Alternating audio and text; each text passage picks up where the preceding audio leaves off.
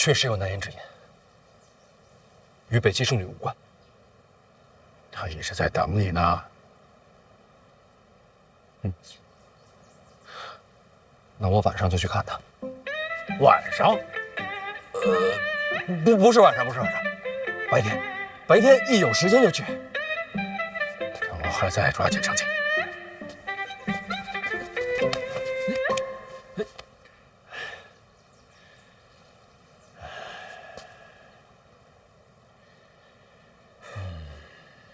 吓我一跳，您这身子骨可比我硬朗。世事难料啊。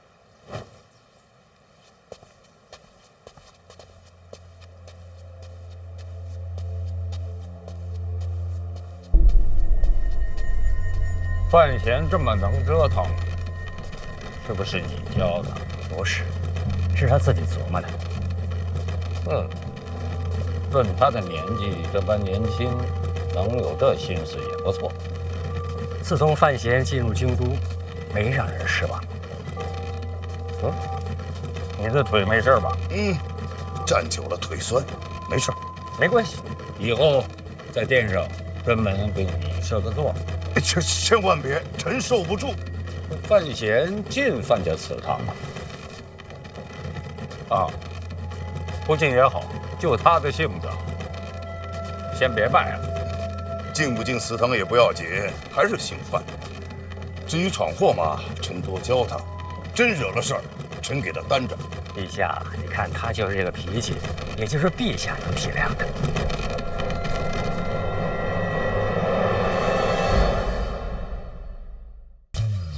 不是假装的，我问过太医了，从伤情看是内伤，这可装不出来。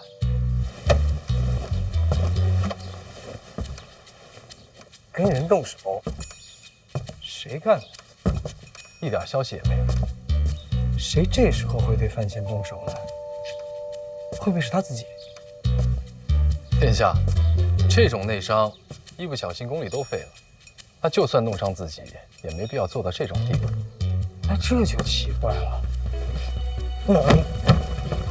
哪来的伤呢？这个我给爹送过去。这什么呀？还这是什么解药啊？我差点忘了。来，吃一粒就够了啊。知道了。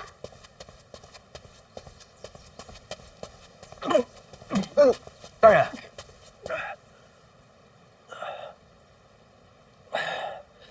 没事，让我自己缓缓就好了。大人，您自从回了京都，这真气就越来越不受控制了。您这样下去不行，得找个人问问吧。问谁去啊？我都不知道谁跟我练一样的真气。你就别再跟人动手了啊！这你放心，我又不是惹事儿的人。有什么你就说。没什么要说的，您说的都对。邓子越那边消息都散出去了，你还操这个心？这么点小事儿不成问题。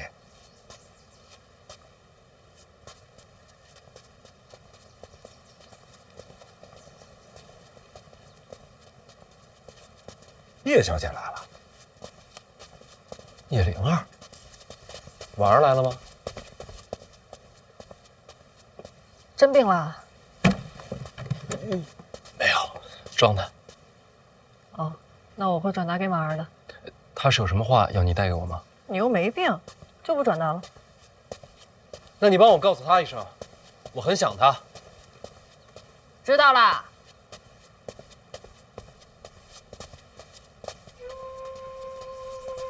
大人，您这是真性情哈，您赶紧坐下吧。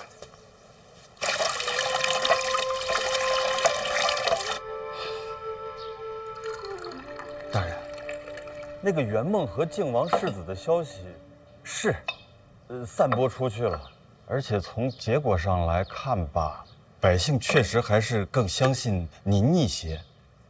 那你还叹什么气呀？发什么愁啊？因为近来六部之间有一些传闻，说的可难听了，说是大人他以权谋私。哦，这话怎么讲啊？督察院彻查贪官，那说都是大人在背后指使的，那证据就是被查那些贪官都是二殿下的亲信嘛。所以范闲这所谓查贪惩奸，不过就是党争罢了。借大义是幌子，与李承则为敌才是底子。大人您都听说了？听你这么一提，猜出来了。那这传闻有什么问题啊？这堂上的诸公不都是这样啊？但是我不行啊，我的背后是监察院，大义这幌子，我能用第一次，就能用第二次。我今天能用这手段对付李承则，明天啊，就能用同样的手段对付京都的每一位朝臣。来，喝点水。那到时候啊，就会人人自危，大人就会成为众矢之的。这还没法解释，除非能让他们觉得我没那么阴险，就是年轻莽撞。妙啊，此计甚妙。大人，该怎么干呀？大人，您干嘛去？见婉儿。哎，大人，不合适，真的不合适。您别忘，现在对外您是有病，你有谁说不是呢？你有药啊？不是你有病，你哪有上京溜达的呀？那是我未婚妻。那就更荒唐了。让京都百官觉得我荒唐些，有什么不对吗？妙啊！老邓回忆处，圆梦和靖王世子的消息继续散，他们要的是官场，我要的是民心。是。大人，您好歹得做着这个啊！咱现在是重病啊！圆梦跟世子的关系已经传遍大街小巷了。小范大人身为监察院提司，想传播个消息，轻而易举。世子一直跟殿下走得很近，已经有人在猜这抱月楼背后不简单了。无妨，坊间传闻嘛，这点我跟范闲倒是英雄所见略同。他有传播，我何尝不是啊？殿下已经传播谣言了，坊间未曾听闻啊。坊间咱们斗不过，百姓嘛，天生恨贪官，这点范闲占了先手。我的消息啊，只送官场。殿下，这京都官场好人可不算多，未必有人会在乎人命关天。可他们在乎他们自己呀，不能老在家待着，走个亲戚。走个亲戚，赶在这个时节。我这个人吧，有个重要的品质，叫落井下石。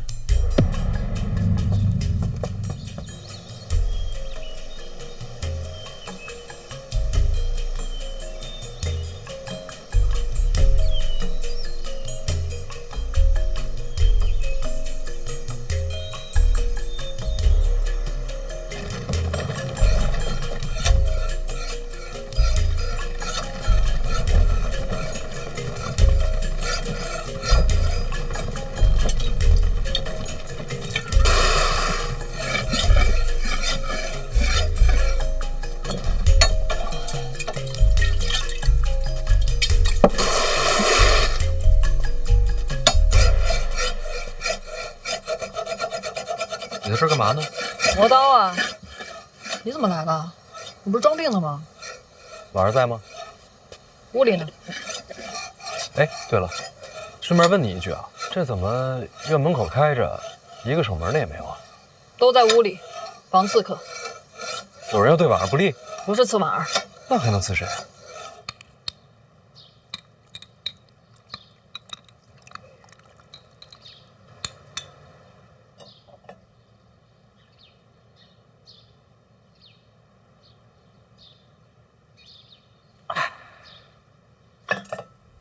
二表哥，这顿饭是一定要吃吗？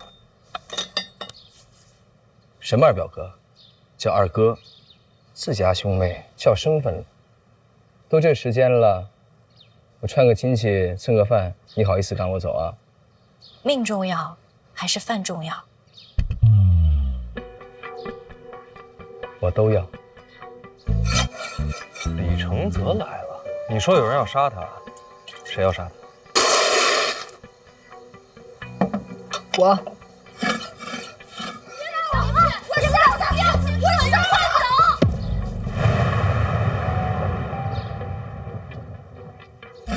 你要杀李成泽，不然我摸什么刀？他可是当朝皇子，你想过这么做的后果吗？想过，不管怎么样，我都死定了。那你还要杀他？陛下赐婚，不愿意。我也不愿意啊。说句实话，全京都这么多大家闺秀，就这位叶女侠的气质跟我最不搭。他不愿意，你也不愿意，那就好办多了，把婚事退了不就行了？我们愿不愿意重要吗？陛下赐婚，金口玉言。婉儿，我问你，假设你跟范闲第一次相见就互看生厌，你们的结果会有什么不一样吗？你们的结果还会是一样，你们天生一对，因为这是陛下的旨意。其实我们的婚事跟我们无关，婉儿，你只是运气好。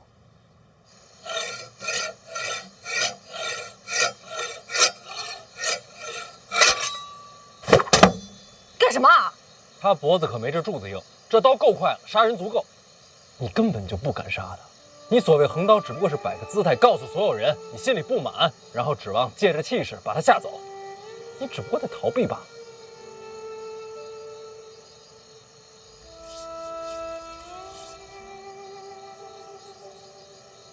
对，我确实不敢杀他，我甚至连京都都不敢逃出去，因为我走了，就是抗旨，叶家担不起，所以我只能逃避。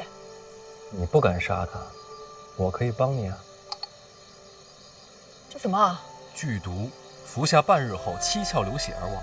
半日之后啊，没有人想到咱俩动的手。你疯了？你不是讨厌这婚约吗？那也不能杀人呐！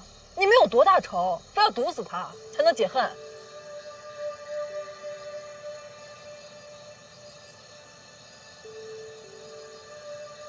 你说的对，我想错了，不能毒死。走吧，我进去看看。你呢？算了，我也进去吧。逃避又能逃哪儿去？总要面对。是要面对，现实着实残酷，却又无处可逃。二表哥话里有话，不如直抒胸臆。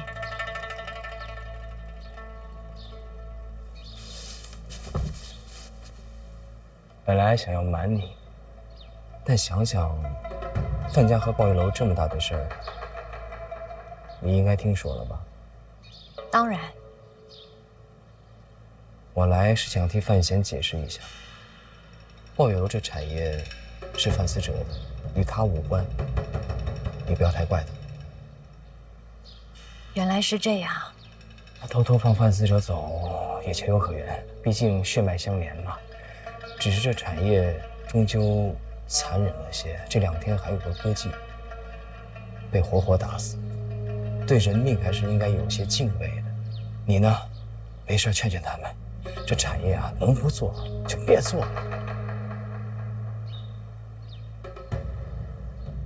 哎，对了，话说回来，范闲回京都这么久了，有没有来看过你啊？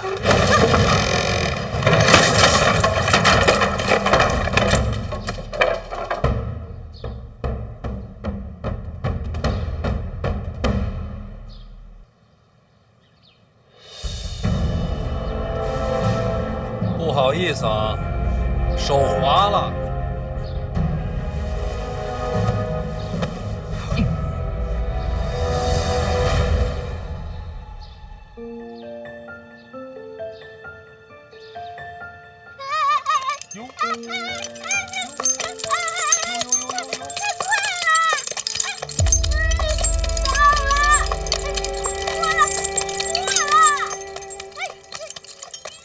这还快啊？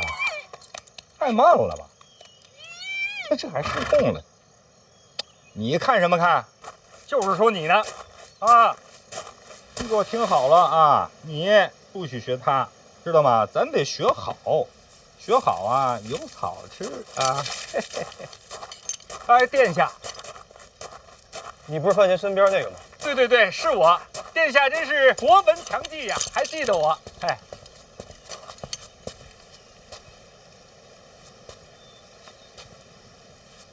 在城外，我的战马就是被你打死的。不是我，那是高达，站我旁边那个。你们两个一起的。殿下您别误会啊，我比较温和，这高达比较暴躁啊。你叫什么来着？在下邓子越。邓子越，之前是这名正是啊。邓某行不更名，坐不改姓。人呢？进去了吗？谁呀？刚才那个北齐大公主啊，她路过，走了，去哪儿了？那边。你怎么没拦她呀？我哪敢拦公主啊？她是来见婉儿的。她刚才没来得及说。我去把她找来。哎，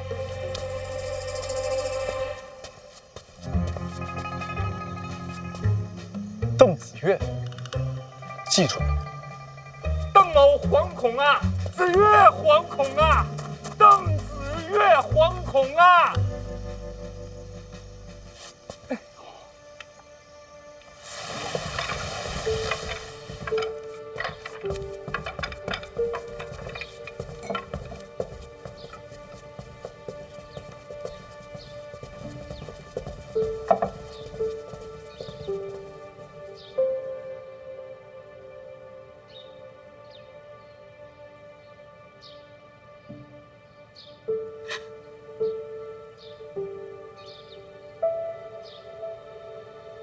怎么受了这么多？在北齐受苦了？没有，我怎么可能让自己受苦呢？我在北齐可威风了。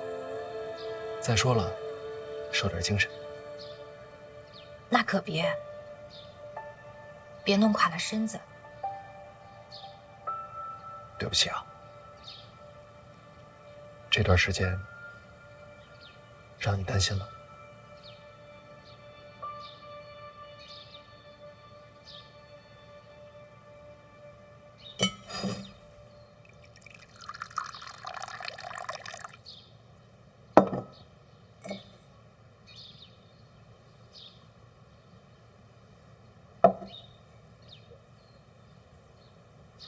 本来呢是应该一回京都就来见你，但是陛下把我叫走了，之后一直琐事不断，麻烦缠身，拖到现在才来，是我错了。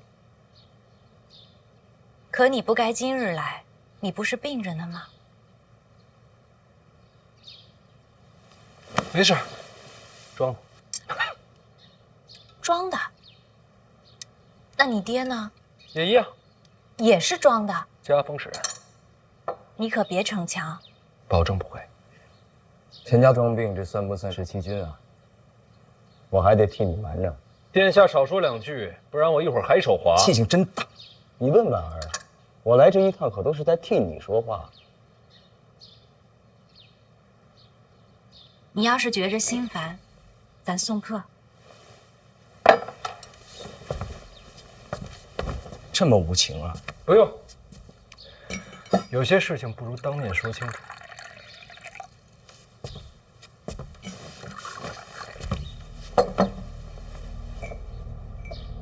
抱月楼外惨死那姑娘，她姓金，你知道吗？我该知道吗？怎么听起来你们很熟啊？他爹也是死在抱月楼外，这么巧啊？怎么死的呀？怎么死的？逼良为娼，家破人亡。那你得赶紧劝劝范思哲，让他投案。2条人命，你就没什么想说的？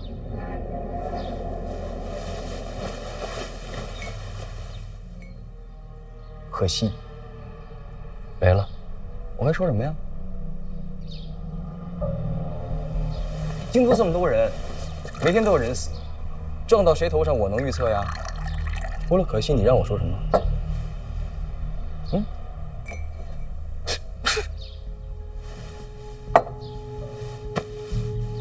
说实话，你能是这心态，我确实佩服。生死无常，看淡些。这话说得好，我记住。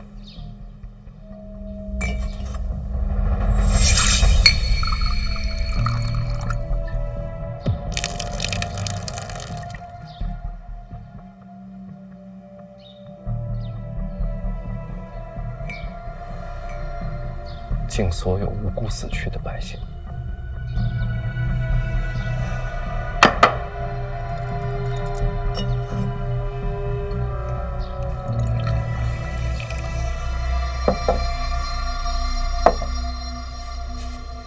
他饿了怎么办？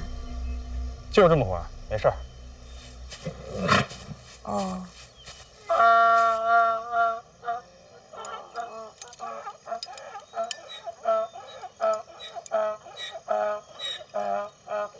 这有草，饿不着。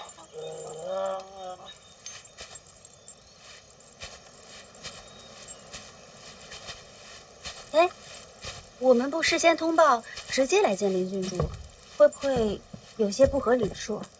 不要紧，晚上跟我自家妹妹一样。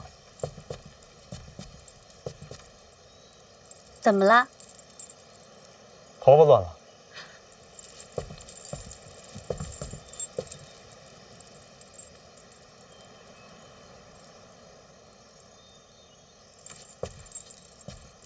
好了吗？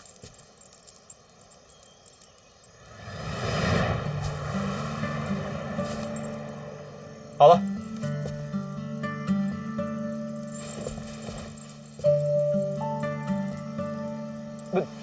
对不住，对不住，我在兵营里面帮着整理盔甲，整理惯了，是我失礼，对不起啊，我向你道歉。我接受你的道歉，下次别这样了。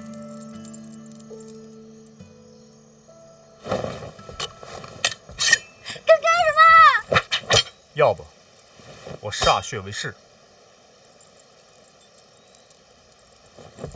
这是我们北齐的习惯。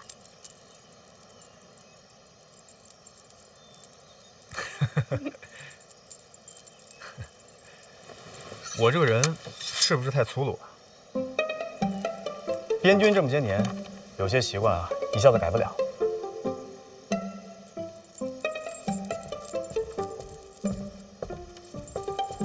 不使率真，倒也是好事。啊？咋了？这边。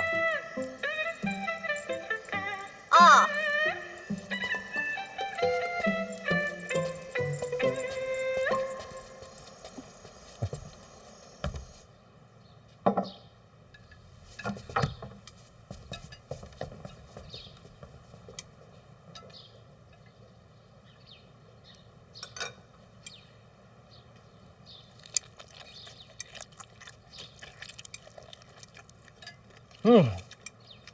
小时候呀，就没事来这混饭，味道没怎么变。是吗？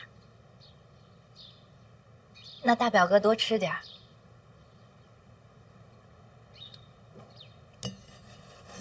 我刚刚进来的时候，气氛不对呀。我还瞧见没什么怪的，倒是你们二位，这是我欠他一匹马。什么马？我们刚去了集市，将马买了。大齐皇室向来坦荡，绝不欠账。买马？武刚试骑了，庆国战马倒也风驰电掣。京都集市上买的战马？逛累了，公主想要认识你，我就把人领来了。公主请。刚刚聊什么了？感觉杀气腾腾啊！大哥说笑了，就是闲聊。我在边军待这么久，杀气不太会看错。你知道我的，我从来都是能退退，能让让。真的吗？我敬你。敬我？赔罪的，我不该拿刀指你。没事，总比照脸扔过来强。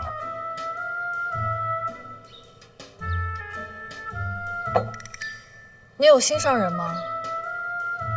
什么？就是那种以身相许、青梅竹马。没有。我也没有。好事，未来成婚，你我多少些痛苦。怎么了？我刚刚一直在看你。在看我？想看仔细点儿，之前没有端详过。喝醉了？我是喝酒了，但我很清醒。殿下，我看了你好一会儿，你很有特色，但我还是没法喜欢你。所以呢？你对我呢？差不多。那咱们应该共同努力，把这婚约给退了。怎么退？你刚刚不是说能退就退吗？不是一码事儿，这是陛下赐婚。那咱俩之间毫无感情啊！重要吗？这不重要吗？婚约定的是下半生，信命吗？你不会告诉我咱俩之间的婚约是命中注定的？人生在世，命运所人。对于你我二人来说，陛下的旨意就是天命，既然无法反抗，只能接受。那就不能想想办法吗？那你问问在座的各位，都是赐婚，你问问他们想过逃吗？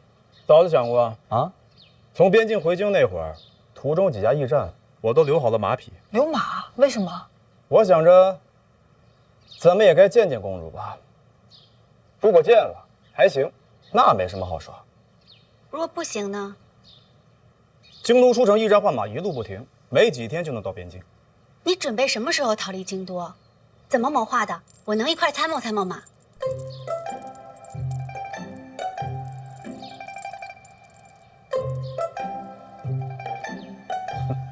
你帮我参谋逃婚？我从小到大就想逃出皇城，只不过都是做梦罢了。没想到遇上一个真的，这方面我有很多构想，也许我可以帮你。暂时不用。为什么？现在看来，不需要他。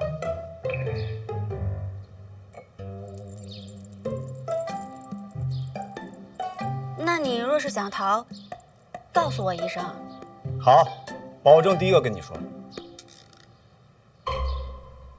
你若不愿私婚的话，也可以考虑看看逃去边境，那里山高水远，无拘无束。我逃不了，叶家满门都在京都。全家走也不是不行啊。不太可能。叶家世受皇恩，皆有军职，怎么可能逃到边境？那听着都像造反。不去边境也可以去儋州。我刚来京都那会儿，天天想逃回儋州。你也想逃？若不是我遇到的是婉儿，我早就逃了。为了婚事，你敢抗旨？后半生比圣旨重要。也对，别人不敢说，但小范大人是哪哪都敢去。别说当年，就是现在，要是真心想走，北齐也不在话下。毕竟交友广泛。小范大人在北齐的传闻，其实都不是真的，尤其是多情二字。殿下，咱们这儿没人提这二字啊。可是传闻很多啊，你和朵朵谁不知道？全天下都认为你小范大人和我北齐圣女海棠朵朵心有灵犀，情根深重，相见恨晚。修辞可以不用这么多。这些传闻，郡主都听过吧？早就听过了。所以这次前来拜访，就是为了辟谣，小范大人与朵朵绝无私情。传闻是假的，不能说假，那些事情倒是都有。都有是吧？是，什么殿上诉衷情、寿宴双飞舞啊，都是真的。真的是吧？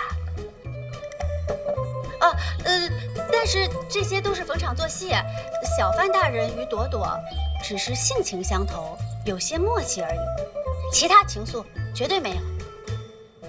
有些默契，是吧？殿下啊，你说你马呢？不是，我是说你的战马呢？在门口啊。我能去看看吗？那你去呗。那你能带我去吗？哦，好吧，那我陪他去看一下。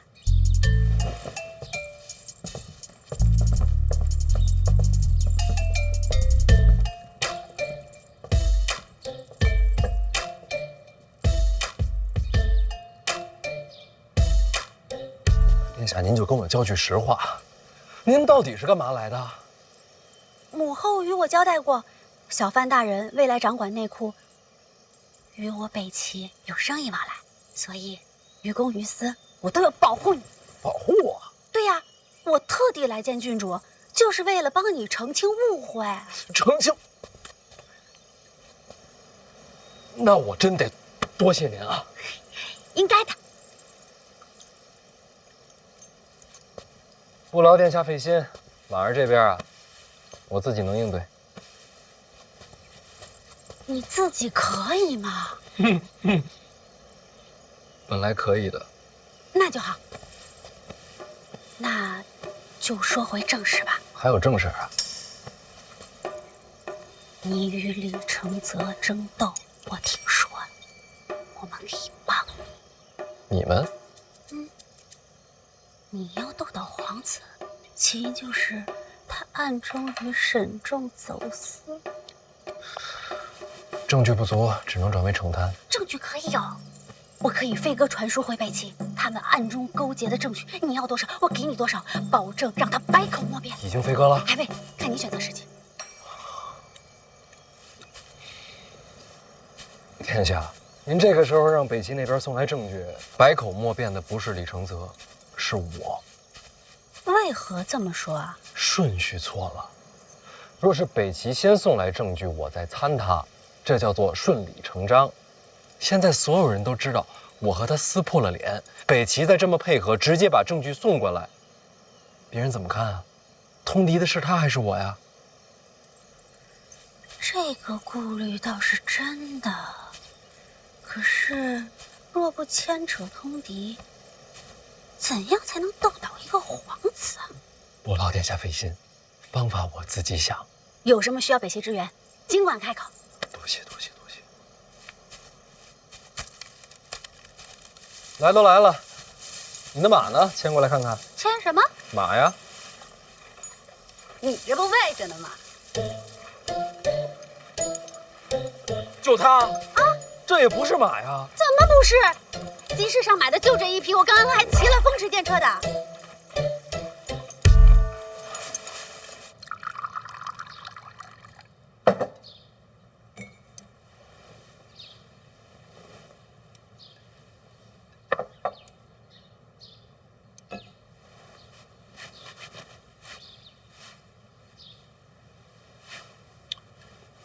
我觉着啊，范闲留在北齐，可能真是为求保命，才会故布迷阵。婉儿，你放心，如果他真跟那个什么圣女有关系，我替你揍他。多谢大表哥。我刚才就想问，在京都集市上能买到战马吗？怎么可能啊！集市买战马，马贩子不要脑袋了。那你们买了个什么？骡子。骡子？他也不能风驰电掣呀，这都拉货的。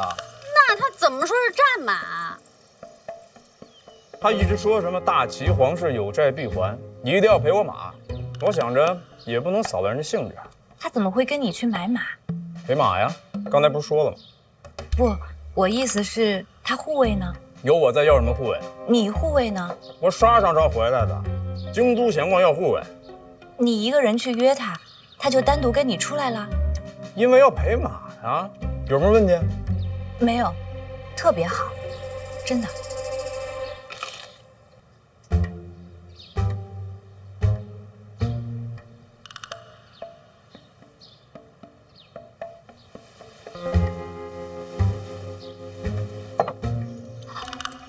看来是他被马贩子给骗了。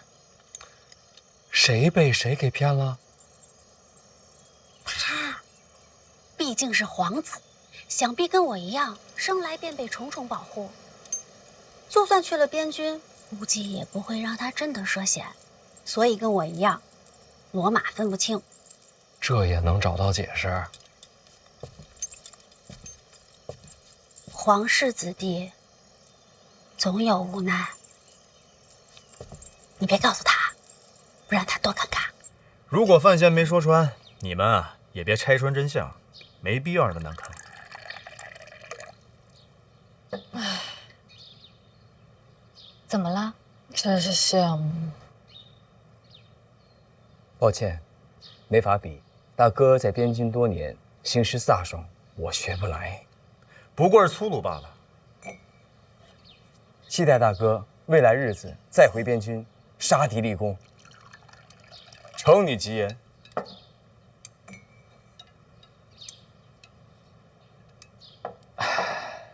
不过呀，这未来要是大庆与北齐战事再起，不光要依靠大哥武力，也要仰仗我们小范大人了。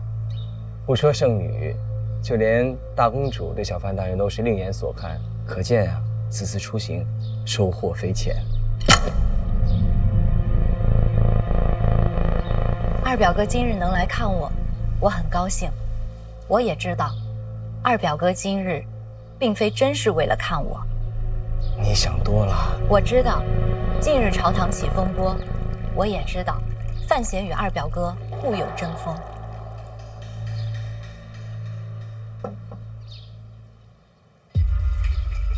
婉儿，这些事啊，与你无关。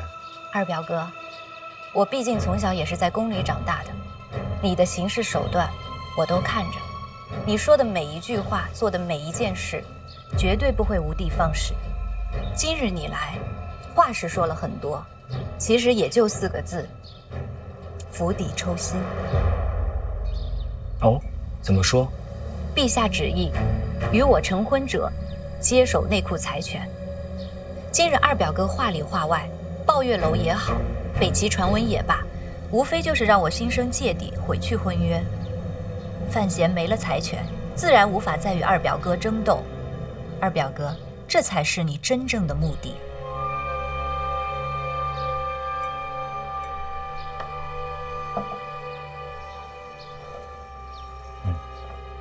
在你心中啊，我就只有心机手段，没有一丝真情实意。当然有，只是藏太深，没人看得见。这是京都啊，人心这东西，谁不想好好藏？我不想藏。二表哥，今天我就告诉你，林婉儿和范闲的婚约绝不会变。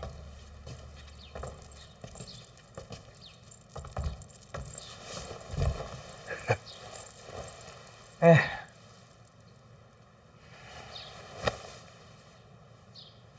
话都说到这份上了，我还能说什么呀？只能说啊，我今天就不该来。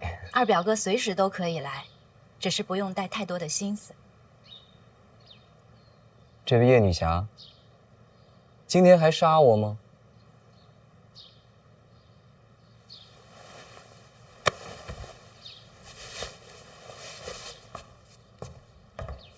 那我就先走一步了。你怎么不问问我呢？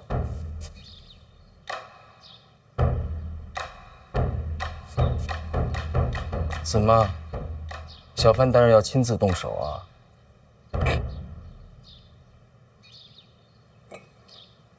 麻烦举个杯。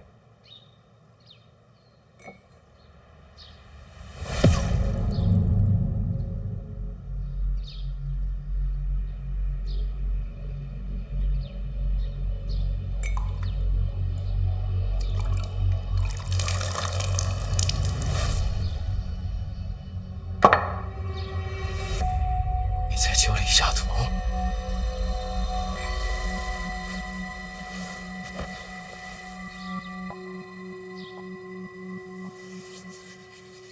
京都那么多人，每天都有人死，除了可惜，我还应该说什么？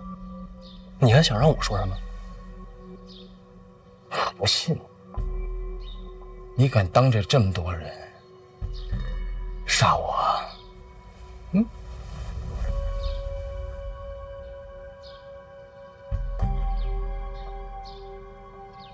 什么毒啊？什么毒啊？解药在哪儿呢？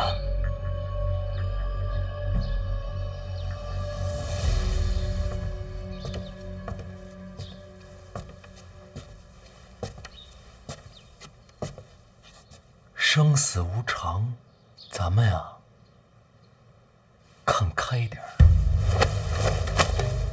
这话是我今天刚学的，还真不错。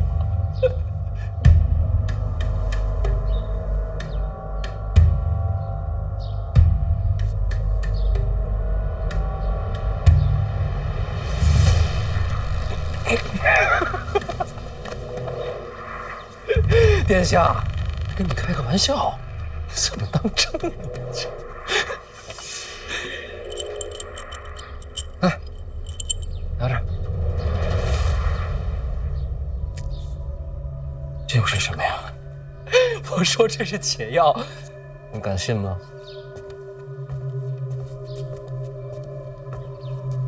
老二，咱不打扰他。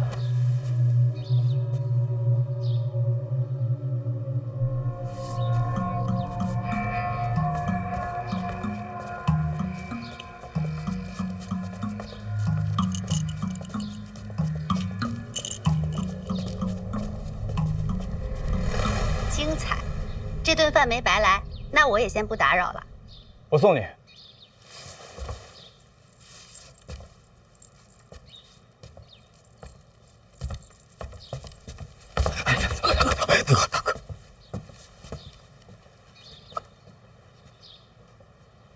跟范闲好好说说，实在不行，服个软也行。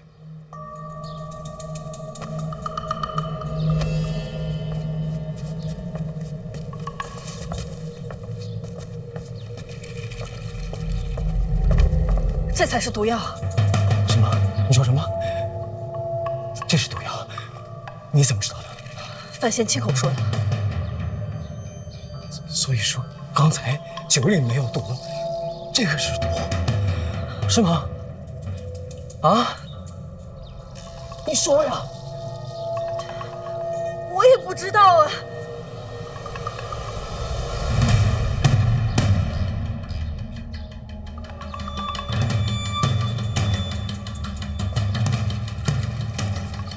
生死一线，好久都没这么刺激了。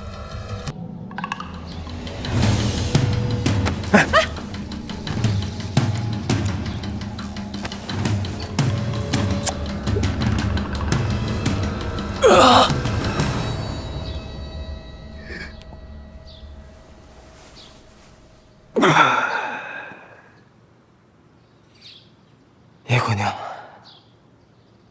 这会儿有事儿吗？没其他事儿。那就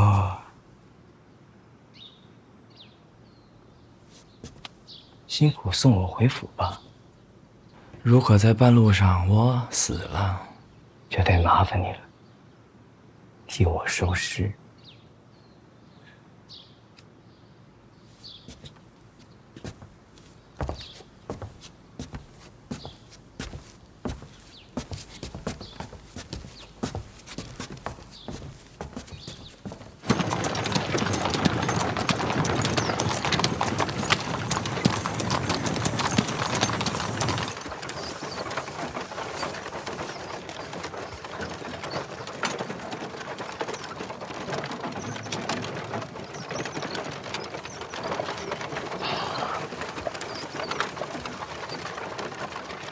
老王啊，刚才门口仲子伟跟你说什么了？神神秘秘的。他说这抱月楼那凶手啊有眉目了，他带人过去看看。还有呢？还有就是陈院长关心您的伤势，让您呢去一趟他的住处，所以咱们现在是去陈院长那儿。是。你之前去过吗？没有，来京都这么久，一次也没去过。你去过吗？我听说陈院长啊住在城外，还是住在山里，神神秘秘的。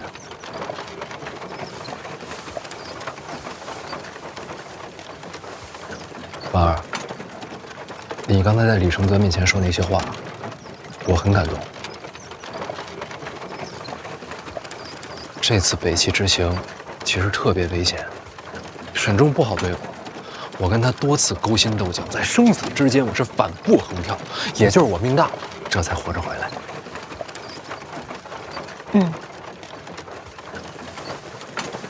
北齐那个地方啊，我一点也不喜欢，我再也不想去了。沈仲死了，那边好多人记恨我，传我谣言，就是为了坏我名声。真的？当然，不信你问老王。我作证啊！大人说的那是句句属实啊！你看，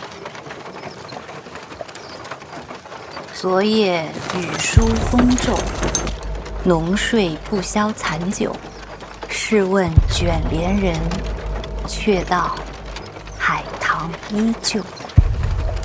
知否，知否，应是绿肥红瘦。完了！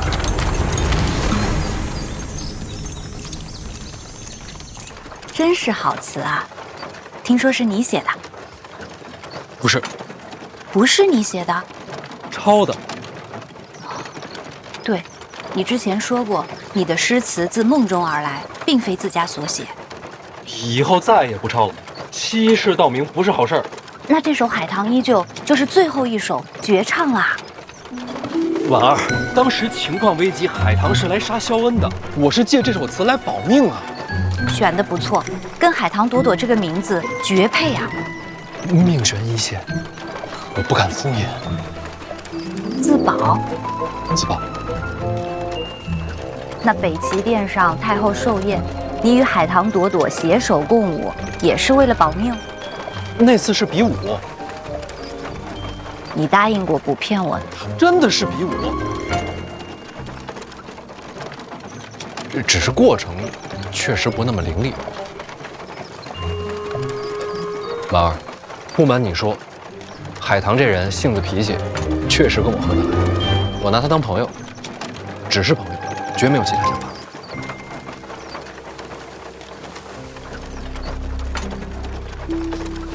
千真万确，绝不骗你。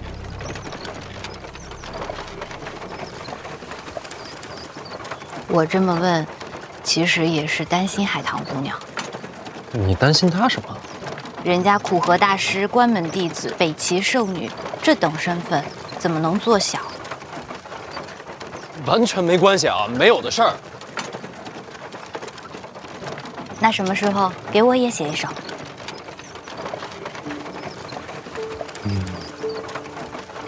这个有点难。怎么到我这就难了？不是，给别人的我都可以抄，唯独给你的，我想自己写，你得给我时间。要等多久？最好是一辈子。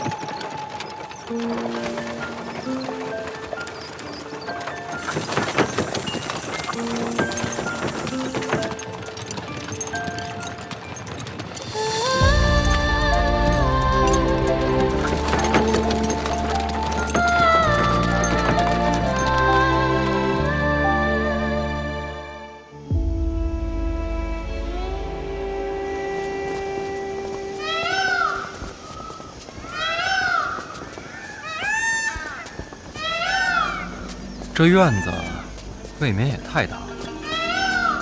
怎么不见人呢？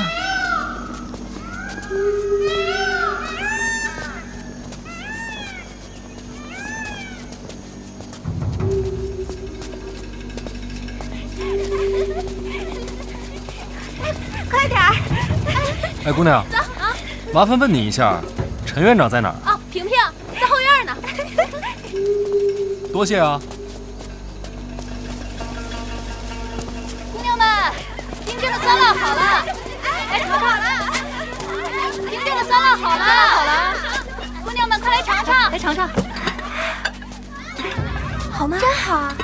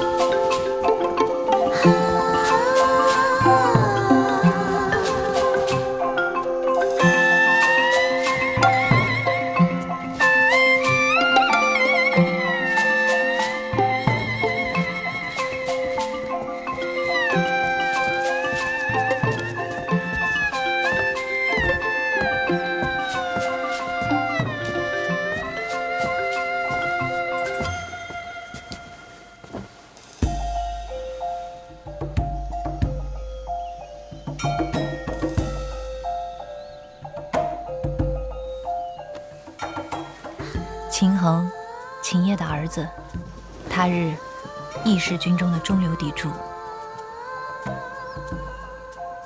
你觉得要修这么大一个院子，得花多少银呢？没人会这么问。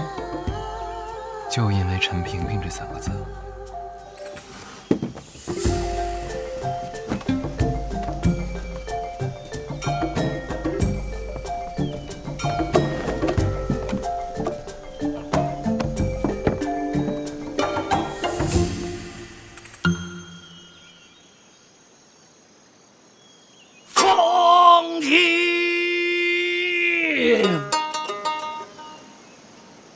天高，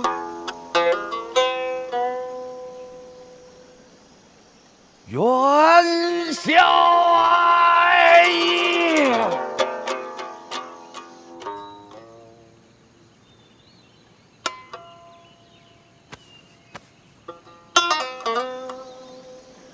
竹青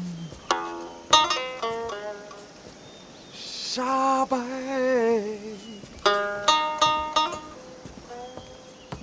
鸟飞回，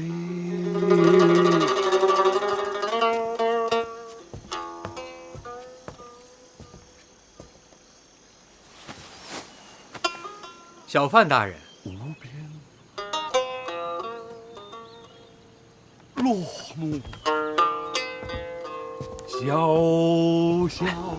小范大人，这不是你的诗吗？久闻小范大人之名，如今得见，三生有幸。有幸目睹过秦老将军英姿，秦家世代英豪，令人敬仰。在殿上见的？正是。嗨，那不可能有英姿。家父每逢上殿，必定犯困，没打呼，我就谢天谢地了。殿上吵得厉害，我倒是没听出来。让小范大人笑话。家父在家睡不着觉，就在殿上能睡。他不用每天上殿，经常去呀，他都是为了补觉。秦老将军是个妙人。我们秦家世代领兵，妙是不怎么妙的，也就比较实在。实在就很难得。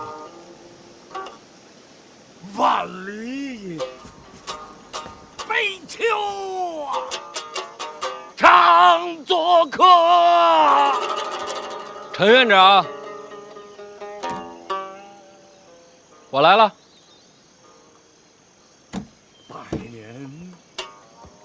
秦衡啊，多病，他才是正主，你求我没用，还得跟他说。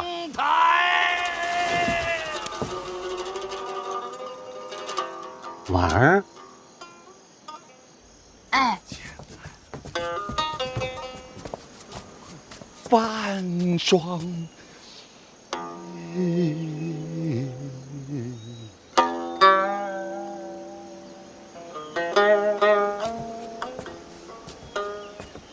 潦倒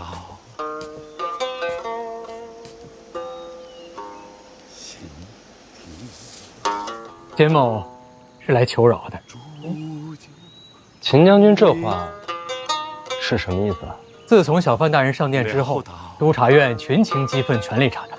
当然了，此乃国家之幸事，秦家10000个赞成。煮酒杯，煮酒杯。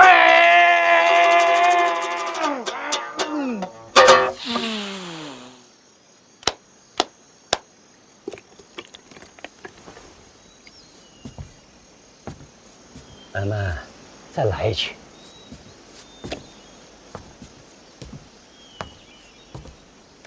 这怎么还走了？没心情了。这还得看他心情。月由心生，不必强求。儿，这是第一次来陈园吗？一直想来，只是往年身体抱恙，无法出门。第一次登门，做长辈的应该有所表示。喂啊，喂，啊。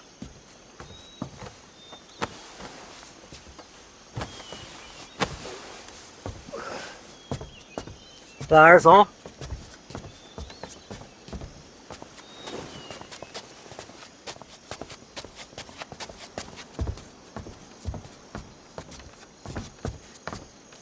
你们2个慢慢谈吧，姑娘们散了吧。小范大人，请。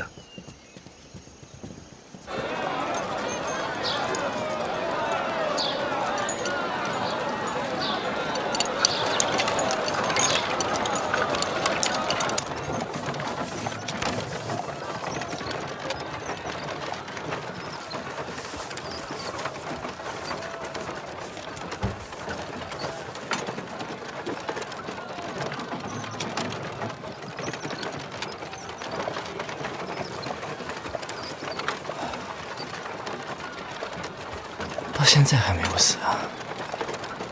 看来不用替我收尸了。你猜到那枚毒药是假的了？猜不透，分不清。那你为什么要吃啊？什么都猜透了，活着还有什么意思？你可能会死啊！我死了，是好事儿。婚姻不就解除了吗？哦，那倒也是。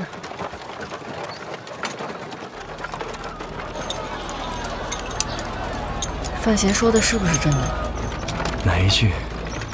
抱月楼命案是不是与你相关？我现在说不是，你未必相信。等凶犯落网吧。可凶犯始终下落不明。会落网的。你确定？天网恢恢，命数难逃，我猜坏了。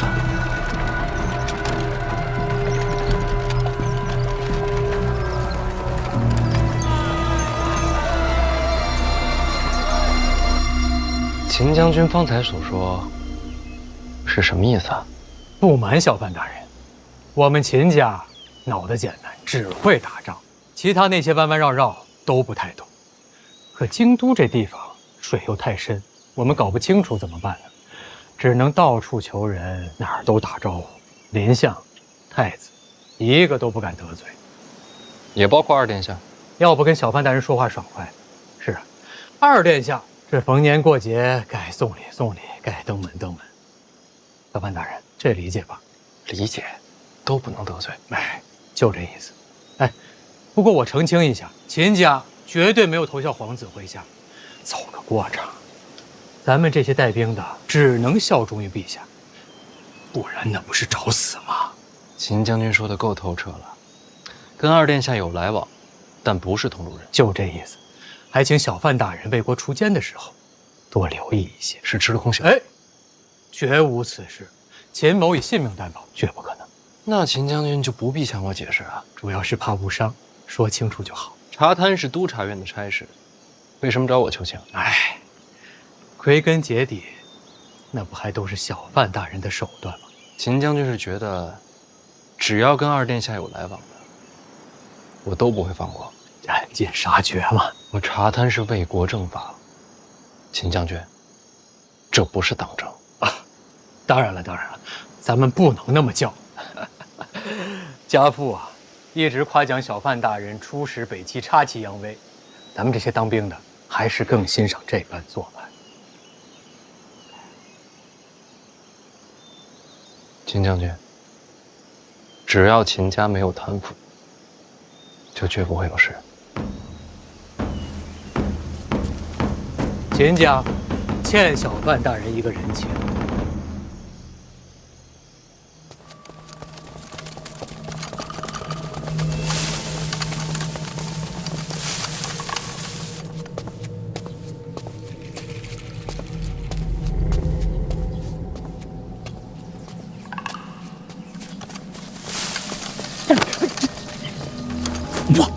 我，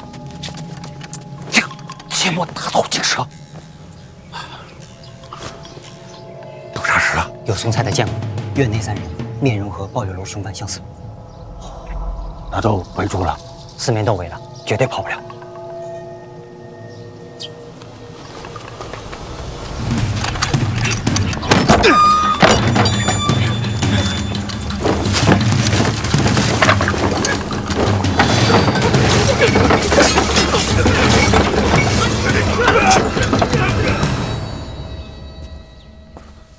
婉儿，我来吧。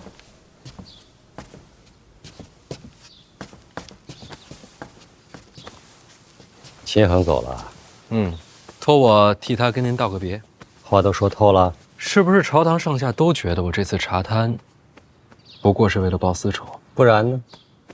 你是想告诉他们你是为了国法，或者是为了正义？我跟李承泽是有私怨，但我要真是针对他，我就不会把这差事给督察院去办。党争传闻是毁你根基，是要让满朝文武对你心存猜忌。